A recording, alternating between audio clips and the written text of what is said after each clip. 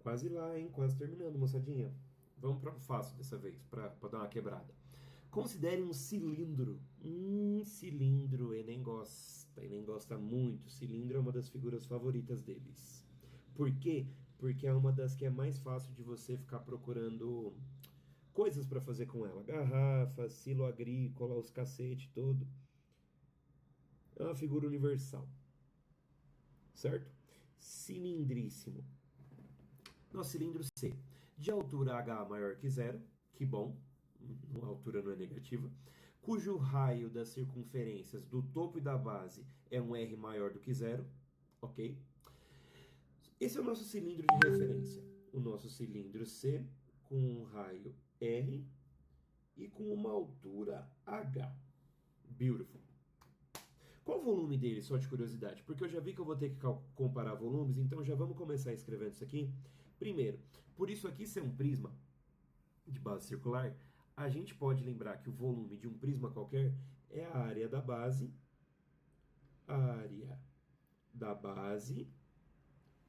tudo isso multiplicado pela altura daquele prisma.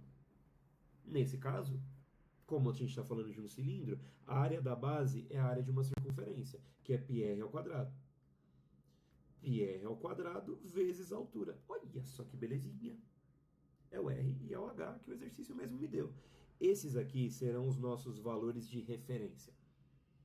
Qualquer coisa que eu for alterar, eu preciso analisar com esse cara. Qual é a comparação com este cara? Legal. Um cilindro C1. Opa, vamos para um cilindro C1.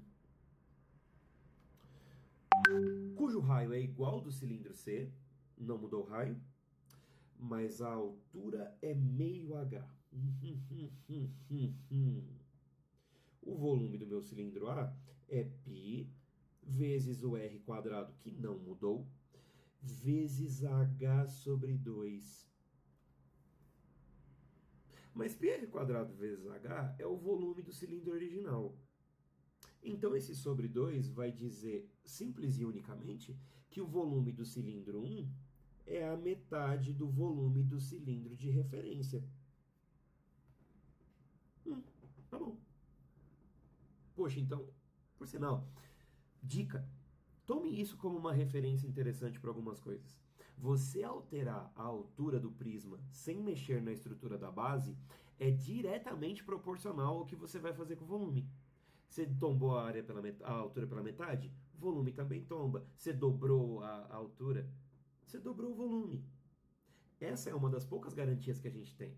Tanto é que quando a gente pensa em cilindros onde sei lá, tem água dentro dele, qualquer tipo de coisa, e a altura vai subindo ou diminuindo de acordo com o que acontece ali, vai acontecer exatamente a mesma coisa com o volume, são diretamente proporcionais. E isso é bom às vezes de ter em mente. Agora, vai ter um cilindro 2. E nesse cilindro 2, não mudou a altura, mas mudou o raio. Oh boy, a armadilha está posta. Π no lugar de R, R sobre 2 ao quadrado, porque não esqueça que o raio vai ao quadrado no volume, vezes a mesma altura H, porque dessa vez ele não dividiu. Pô, paizão, vai acontecer alguma coisa esquisita aí.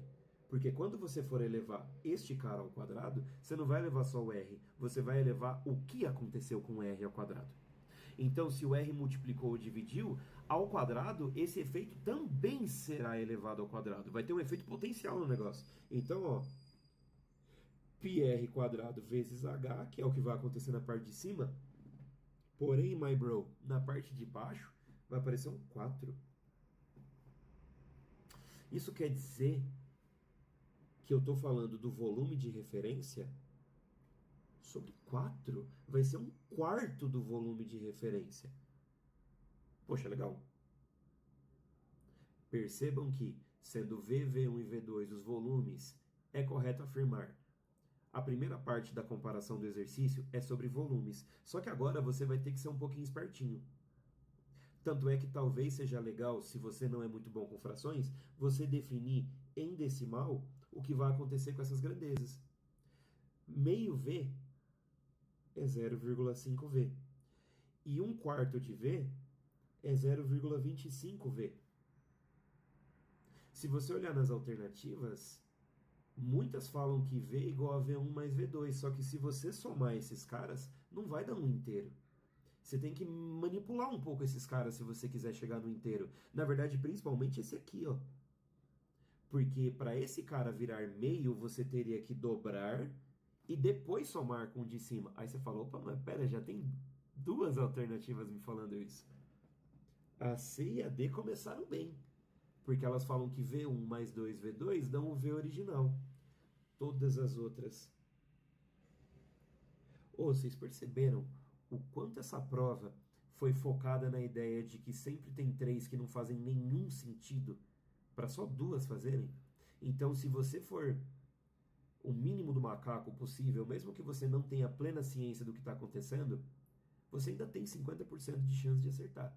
Se você cortar as que você deveria cortar, né? Só que aí ele também está falando sobre área. Aí você fala, área lateral. Galera, o que acontece com o nosso amigo cilindro se você pega só a lateral dele? Se você fizer um corte aqui, ó, tchumba, e abrir, você vai ter uma lateralzona que, na verdade, é um retângulo. Um retângulo com duas tampinhas. Tchumba, tchumba aqui, ó. Tampinha e tampinha. Tá, mas o problema não é esse. O problema é como você vai achar a área dessa lateral? Porque ela é um retângulo. Eu sei que é base vezes altura. A altura, inclusive, está até bem fácil da gente perceber que é o Hzinho. Mas e a base? A base, se você analisar essa base antes de eu ter aberto o cilindro, ela abraçou a minha base circular. O que quer dizer que essa base circular, na verdade, é o comprimento, é o contorno da circunferência. Só que aí você fala, mas pera, contorno de circunferência? Não era aquele tal daquele 2πr? Sim. O que quer dizer que a área lateral é 2πrh, que é base vezes altura. Essa é a nossa área de referência. Tchum. Só que aí teve as alterações nos cilindros 1 e 2. Teve mesmo. Porém, aqui a gente tem uma coisa interessante acontecendo. Vocês lembram que a única armadilha que aconteceu no volume aconteceu por conta do R estar ao quadrado? Isso não acontece na área. Então isso quer dizer que na área, qualquer alteração que eu faço com R ou com H já vão refletir diretamente no A sem eu precisar pensar em elevar nada ao quadrado. Então, a área do cilindro 1, como a minha altura caiu pela metade, ela vai ser simplesmente a altura de referência pela metade também. Porque o que acontece com a altura, acontece com a área. E com o raio também, meus bons senhores. Porque se o raio caiu pela metade, a área também vai cair, porque dessa vez o raio não está ao quadrado. Poxa, é 0,5 e 0,5.